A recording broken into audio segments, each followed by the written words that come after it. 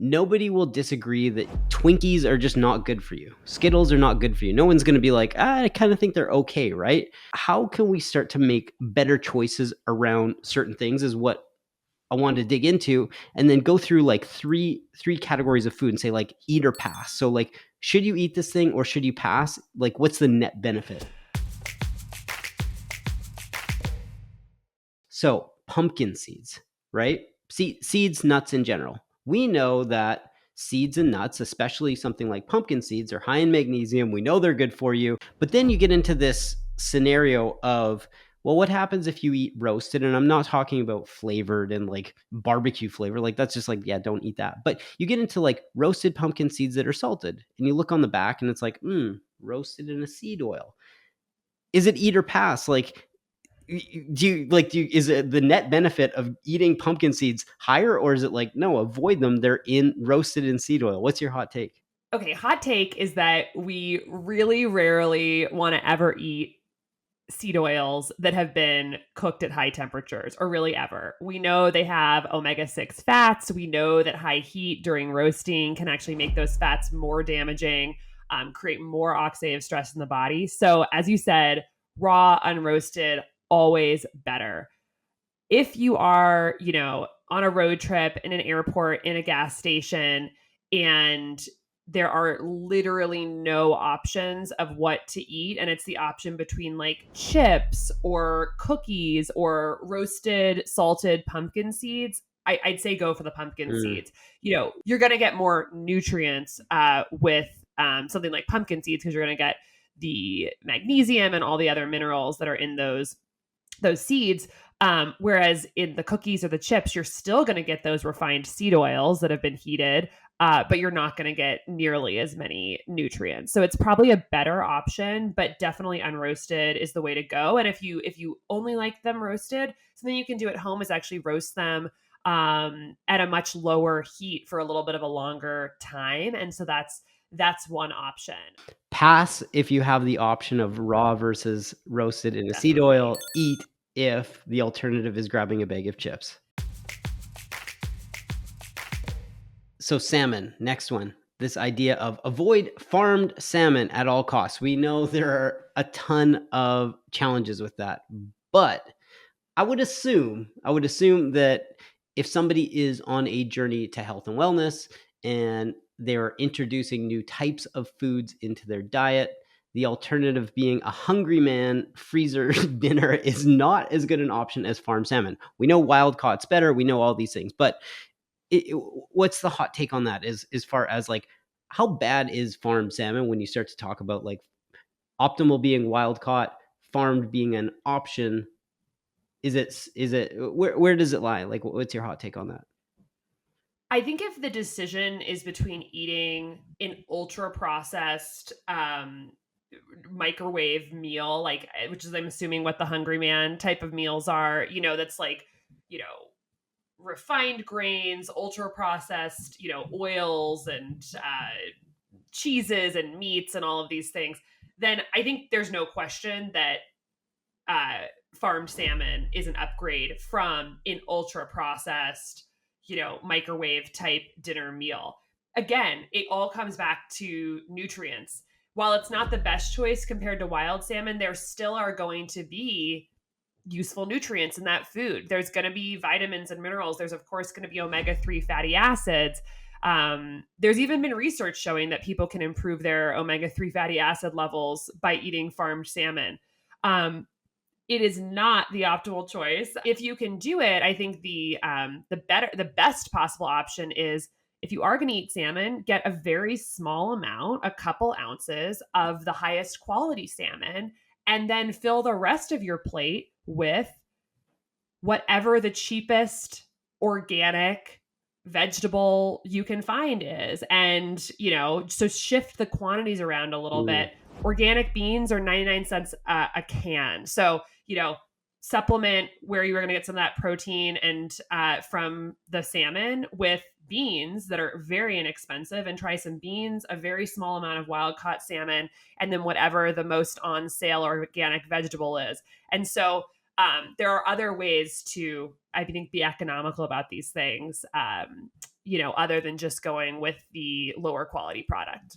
So it's not a full pass. It's understand that there are some benefits to things like farm salmon, but there are also some challenges, things like higher omega-6, higher environmental toxins, all of these things that could go into eating that. And it's again, how often are you eating it? And there are all these other factors. If you've heard me talk on other podcasts before, you know that I believe that tracking your glucose and optimizing your metabolic health is really the ultimate life hack. We know that cravings and mood instability and energy levels and weight are all tied to our blood sugar levels. And of course, all the downstream chronic diseases that are related to blood sugar are things that we can really greatly improve our chances of avoiding if we keep our blood sugar in a healthy and stable level throughout our lifetime. So I've been using CGM now on and off for the past 4 years since we started Levels, and I have learned so much about my diet and my health. I've learned the simple swaps that keep my blood sugar stable, like flax crackers instead of wheat-based crackers. I've learned which fruits work best for my blood sugar. Like I do really well with pears and apples and oranges and berries, but grapes seem to spike my blood sugar off the chart. I'm also a notorious night owl, and I've really learned with using Levels how if I get to bed at a reasonable hour and get good quality sleep, my blood sugar levels are so much better. And that has been so motivating for me on my health journey. It's also been helpful for me in terms of keeping my weight at a stable level much more effortlessly than it has been in the past. So you can sign up for Levels at levels.link/health, get access to a continuous glucose monitor and the Levels software that helps you really dial into a lot of these strategies for your life and your body. All right, so let's go into the last one. This gets thrown around and floated around very often, the dirty dozen versus the clean 15. And again, this is where information can be challenging to consume, because if you're starting out and you're trying to learn, things get talked about in these absolutes. Avoid the dirty dozen at all costs. Only eat the clean 15, right? But if you look and you start to break down certain things, well, kale and spinach are in the dirty dozen, right? But as far as like having a high glycemic index, they actually don't at all, right? Like they're totally fine in that respect. And then you look at the clean 15 and you get something like corn. Well, sure, corn doesn't have as many pesticides and toxins in it. The glucose response from corn, and we're benchmarking vegetable against vegetable, as opposed to saying something like pineapples in the clean 15. Well, that's also rocket fuel for your glucose levels. So what's the hot take on this dirty dozen versus clean 15 when you're thinking about things like kale, where people talk about, oh, it's got a high level of arsenic, and then you talk about things like corn where it's like, well, there aren't as many pesticides. What's your thought on those two things? So our ultimate goal is to get as many nutrients as we possibly can into the body to help with our cellular functioning and our optimal health while minimizing the toxic burden in the body. So that's table stakes. That's what we want to achieve. And toxic burden can certainly come from pesticides. So that's why these lists are really helpful. To make things more complex, we also want to minimize the collateral damage of certain healthy foods. Like most unprocessed plant foods are healthy, but some carry with them some collateral, like a really high glucose spike, like with the example that you talked about with corn. So this creates some complexity, but that's just a framing for like what we ultimately want to achieve. Most nutrients, least collateral damage, least environmental toxic burden. So with that, we can start to like really, go food by food in these lists. Spinach and kale are incredibly nutrient dense foods with almost no glucose spike. So it's like check, but they're on the dirty dozen. So they have a higher pesticide load. Ultimately, we're trying to minimize our body's total body burden to environmental chemicals that are problematic. So it's kind of about dose, and like the dose makes the poison. If we could eat all organic all the time, that's great. But if you're eating non-organic every once in a while, you're out at a restaurant, it's not organic, and then I think eating the salad with a ton of spinach and a ton of kale, that's not going to that's not going to cause permanent long-term damage. We have to think about things cumulatively over time. If I had the choice personally between eating a huge salad of non-organic spinach and kale versus eating 2 cobs of corn, actually at this point in my life, I would eat the salad, the non-organic salad, and get all those nutrients from spinach and kale, even though there may be some pesticide burden. And I do what I can to minimize that, like wash the food really well, and make sure I'm getting as many other like antioxidants and healthful things on that salad.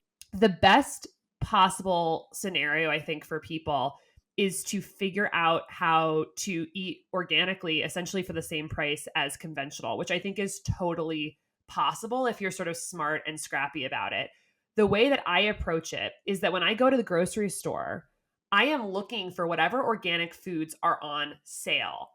And often when they're on sale, they are the same or lower price than the conventional food. And so I'm looking for highly nutrient dense plant foods with low glycemic impact that are on sale. And what that does for you is that it ends up having you buy things that you might not normally buy, which actually is going to increase the diversity of the food that you're eating. That's just one sort of like fun tip that I like to give. Another is looking for frozen organic food, which is often cheaper than the fresh version and has just as many nutrients. So you can buy a large bag of frozen organic spinach, often for $2, $2.50 for like a pound of this. And so that's another way to get those nutrients organically without such a high price tag of the fresh food. So it's definitely important to remember that frozen produce has just as much generally nutritional value as the fresh counterpoint. One other thing to realize on these lists is that there's some trends you'll see. The Dirty Dozen is all things without peels. It's things where the pesticides are going to be sprayed directly on the plant. And many of the things on the Clean 15 have peels, like melons or onions, papaya, pineapple, avocados, things where like the outer layer basically has to be taken off to eat it. So also use that as a general rule. Like lemon is not on the Clean 15, but I'm assuming given how big the rind is, that's one where you might be able to do non-organic and kind of get away with it. And I don't know that for sure, but that's kind of just salt that I use. If there's an outer coating that I can take off, it's probably safer to eat from the non-organic perspective.